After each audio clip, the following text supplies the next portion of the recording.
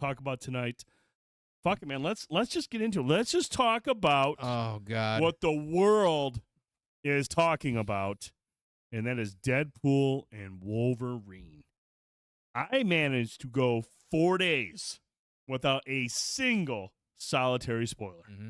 Because you constantly kept messaging me. You're like, dude, stay the fuck off Facebook. Stay off Grindr. You're going to see shit everywhere. So I said, all right, man, I'm not gonna watch anything. And I managed to avoid every spoiler that could have popped up. I went into this movie completely blind. I was struggling to be there. You saw me. I showed him. I was like, okay, let's just go watch this movie. Mm-hmm. I wanted to sleep. I was hungover as You fuck. were hungover as fuck. I was hoping we'd stay awake, but we did. And Tone, I think it's safe to say we came out of this movie just grinning ear to ear. Yeah, I've now seen it twice, and I just every minute of both times watching it, and again, I'm a huge fan of the first two as well, for their good, bad, even their faults or whatever. Just absolutely love those movies, and this one really quite exceeded my expectations with some certain. Now we're gonna try to keep the spoiler free. We will keep it spoiler free. We want to give some more people time to be able to watch that stuff. I mean, honestly, if you're on the internet right now, you've probably had it all ruined anyways, because the internet is full. Like, the gates are open now at this point. Oh yeah, like I'm on there. I was on YouTube. Yeah. Just scrolling through YouTube and on these shorts. They're just like images. I'm just like, oh my God, really? Yup. And I used to see MCU movies and Star Wars films. I used to always see them twice or more. I know I saw the first Deadpool 3 times. Second one I saw twice.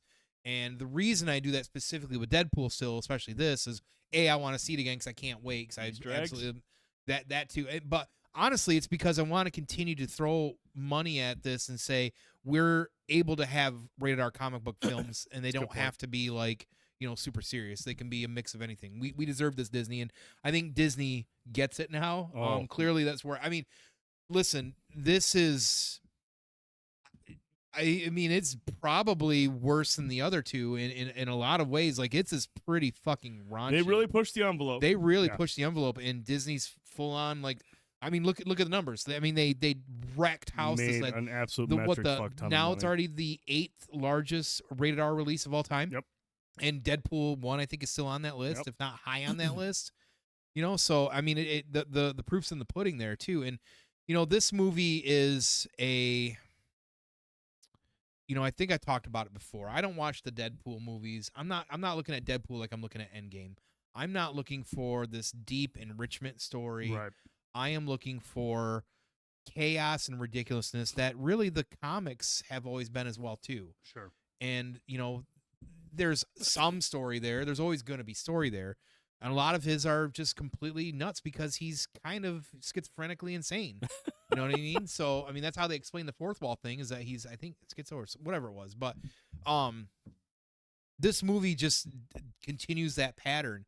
Of crazy. And while again I do think the story isn't the most like appealing thing, and probably if I had to critique anything, the very small critique that I have about it is that the villain in this, Cassandra Nova, almost didn't get enough attention how badass she kind of was. Yeah, Emma Corrin played that role really well. But she destroyed every scene she was in. Oh yeah, she was great. She absolutely wrecked it. So I think that kind of made up for that. Like, the story is pretty simple all in all. And if you've been watching like Loki and the Multiverse of Madness, a lot of this stuff, a lot of it feels kind of natural as well too. It's just that now we get full on like Deadpool in this. And if you didn't watch the Loki series, a lot of this movie, you almost kind of get lost in it at some point too. There's a lot of references. It's all, and he says it himself out loud even too, like, which is pretty funny. But I had an absolute blast seeing this. Listen, I stopped watching the Fox films after the third X-Men, and I wouldn't watch any of the Fassbender, the McAvoy, though I do think their casting are great. No disrespect to them, but I was at that point years ago saying Fox needs to knock it off because, as we all know, Bryan Singer, when he made the first X-Men, didn't want any comic book references in there. Matter of fact, part of the reason the characters had all black suits was a middle finger to the comics. He just thought that for some reason he was the guy and he should be able to do that. I mean, even then, like, good idea. I still like the original X-Men from the early 2000s. I didn't mind it because who knew we were ever going to get anything like that, right? But a lot of real core fans don't feel the same. Rohit's kind of one of them. But that all said, this movie did continue to do what the Deadpools have done. Ryan and Hugh have clearly been good pals for years at this point. Deadpool is a passion character for Ryan. You go back to the early stuff, even when he was in X-Men Origins Wolverine. Him and Hugh, he brought Hugh out of retirement. Yeah.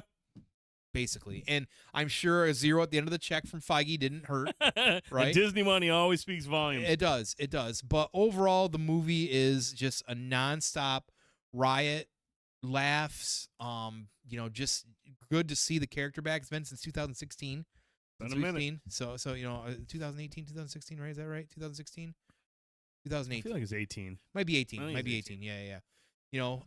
Hugh fit in perfectly. I mean, they clearly have some great chemistry. I mean, it was just perfect. Oh yeah. You can tell they're like genuinely good friends, and they feed off each other's energy the whole time. Yeah. Like they're just they just understand one another. Yeah. And they understand what people expect from that tandem. Yeah. And they just lean into one another. Yeah. And honestly, there's comedy films I've never laughed that much at in a movie theater. Man. I was laughing my ass off. Like I was lucky enough to sit next to Rohit as well too. So between him and Brittany, we're trying to bounce back and forth and laughing. And Rohit, being somebody who's usually kind of critical about a lot of things as well too, a little bit more than some. I mean, he was like in tears at times. And I will tell you that the opening to this movie might be debatably the greatest opening of all time in a movie. I'm gonna say it out loud, and I'm fine on that. That whole scene, as soon as it started happening, is amazing. The whole routine was actually absolutely incredible. I loved it, and even seeing it the second time, and because that was fun to watch your reactions as well too. Now there's some cameos in here that they kept really close to the chest. And Josh Hill's right, man. How they kept all that shit under wraps, is incredible. Yeah, like I remember when they came out, the X-23 is in it, and they're like, Laura's back in it, and I was so mad when they showed that shit in the fucking trailer. I'm like, wait a minute, right. What? So apparently the reason that happened is she really wanted to go to the premiere, and then Feige's like, well, we could probably give him something or whatever, something like that. Oh, she wanted to go to the premiere. She wanted to go to the premiere because a lot of the other people that made cameos in it weren't at the fucking premiere. No, they weren't. And he could. I feel like, but like with her cameo, I feel like I think a lot of people expected that because. I think a lot of people kind of expected. I mean, that was probably like the least shocking of all the cameos. I mean, if I would have went and saw this movie and she had not been in the trailer, out of all the cameos, I would have been like, hers the like, oh, I kind of expected her to show up. Right. And it was there's a lot of love letter and send off to the fans in this. There's some scenes in this involving like variant Wolverines that were straight ripped from comic book covers and comic book storylines, stuff that was like absolutely huge, and people were like ripping their dick off, like going crazy for this. Like we were sitting there going, "Oh my god!" And then all of a sudden, "Oh my god! Oh my god!" Like it was just, it's nuts. And I know everybody's reacting like that because these guys, and that's some of the. It's funny. The critics that are giving this like some pseudo load scores and saying, they're saying all the stories, blah blah blah, but the comic book fans and some of these fans are gonna really enjoy it. No shit. Jesus fucking Christ. This isn't made for you. This is not made for you. This was made as a love letter to core fans and people that have been here and holding on and wanting the yellow fucking suit. Right. So if that fucking straight-laced, pencil-pushing son of a bitch sitting at a desk crybabying because the story isn't a fucking Scorsese film, I don't give a fuck one bit, because this wasn't for you. This was for everybody else. And we had a great time, and we're having a good time.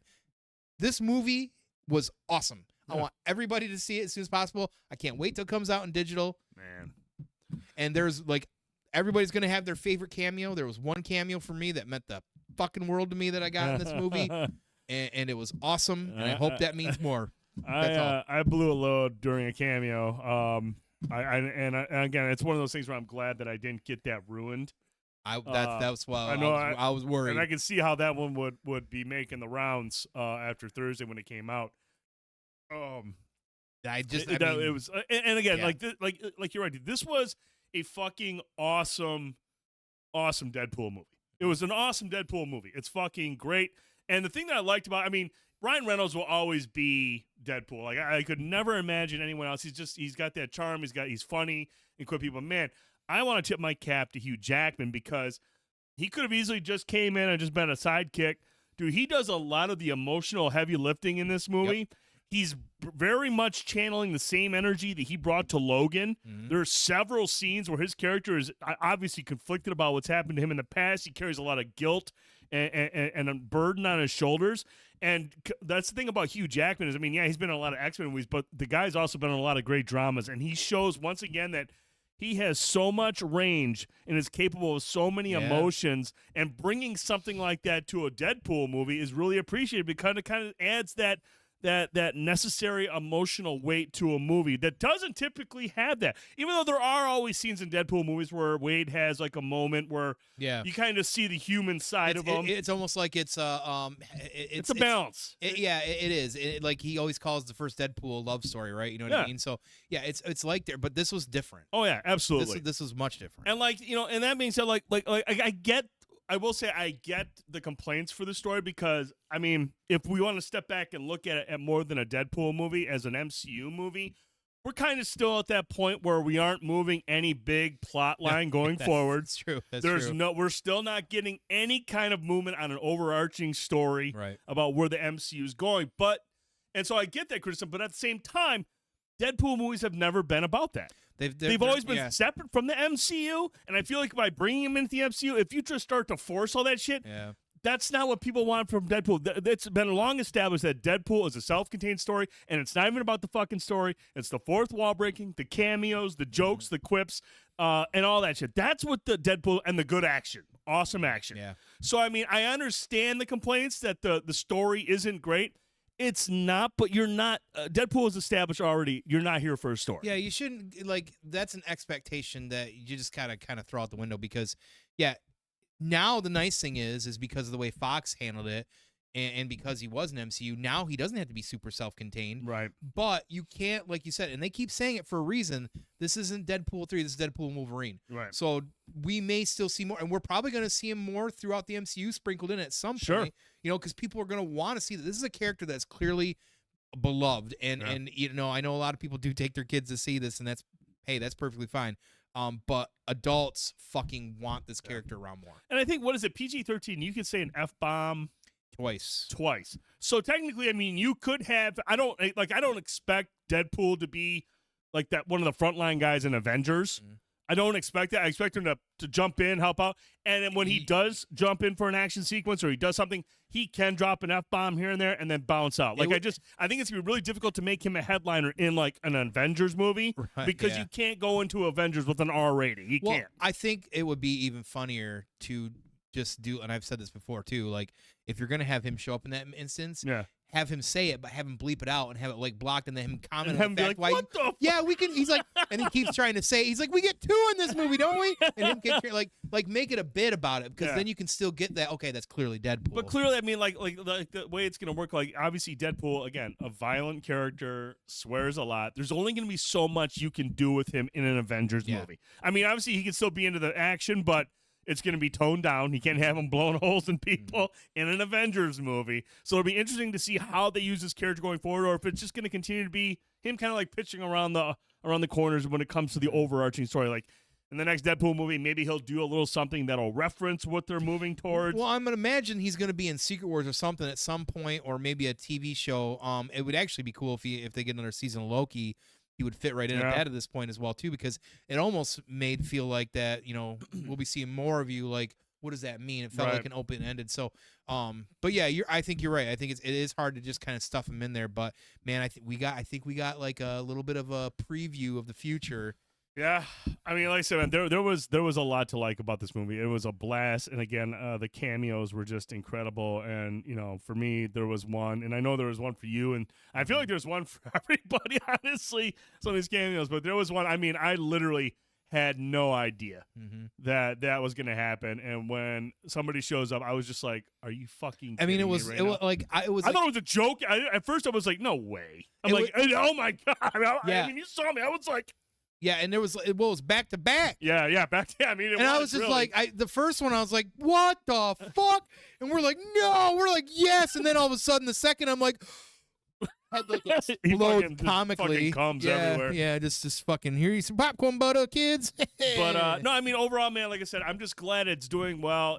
And now I think maybe, and part of the issue with the whole story and the complaints that people have had for it is maybe it's just through the marketing when they're like, I'm Marvel Jesus, I'm gonna save the MCU. And I think a lot of people probably saw that as like, oh, they're gonna get the story back on track, and we're gonna kind of get things moving forward. But like I said, at the same time, I feel like it's unfair to expect that because it's already been established in the other two Deadpool movies that that's just not what this is. Well, and I almost wonder if, like, and this is spitballing, right? As you're saying that, I'm thinking of it. They talk about the Nexus beings, and like, we talk a lot about the timelines, the branching timelines, and repairing them, fixing them. I almost wonder if they almost, because we're going to be doing the incursion soon that gets us a Secret War. Mm-hmm. I wonder if like this is a method for them to see, okay, they actually kind of solve some of that issue. Oh, maybe that's how they tie some of it in. Maybe it's not huge implications on the overall RG, right? But little maybe bits that's like a ground. Maybe that's like a ground. Yeah, I mean, I don't know, but either way. But no, we want to get you guys and girls' thoughts. Let us know in the comments, spoiler free, please, what you thought of Deadpool and Wolverine. Like, did you appreciate it as a Deadpool movie? Or were you kind of hoping for more in terms of like an MCU, kind of like let's bring everything together and get back on track? I still think that's where Captain America is going to come in. I think that is hopefully going to be the one that kind of gets the ball rolling. Because I mean, based on the information we'll talk about a little bit later from Comic-Con, I mean, we know that the next Avengers movie is slated for 2026. So I mean, we've only got another year and a half before we're going to be moving into the next Avengers. So we got to get something going in terms of like what we're building towards. We can't just jump into Avengers time and be like, oh, here's the threat, and we never saw it come. Yeah, which is weird because that, like, I don't even see that movie being like such a big push because it seems kind of self-contained as well too. Because it's all leading up to the Thunderbolts and this, that, and the other, which they also talked about this weekend. So, or do you think it might be Fantastic Four? That could be.